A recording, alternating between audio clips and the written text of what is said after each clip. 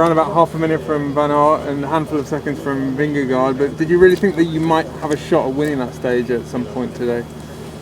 Before the start, I thought there was a chance, yeah, but 1k into it, I didn't have radio, so that wasn't ideal with so many corners, especially that last 2 descents. I was pretty slow down there, not 30 seconds slow, but yeah, I didn't want to deck it.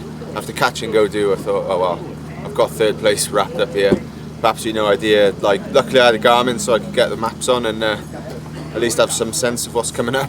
But yeah, no, decent TT in the end to finish. Does not having time checks via the radio, does that also affect your performance in that situation? Well, just, you know, if you know you're close or whatever, it's easier to get a bit more out. I was trying to look at the time checks that was coming up, but you know, once you go and you're a bit blurry-eyed anyway, so you're best just focusing on the road. But so I couldn't really see from the time checks. But yeah, it was just a case of just put my head down and just going for it.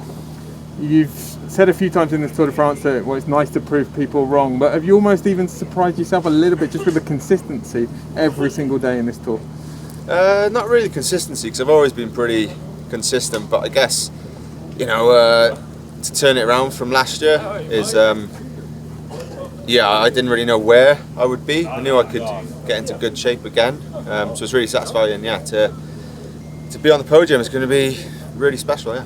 And what's the protocol for the night before Paris usually in the Ostbus, and what will it be tonight?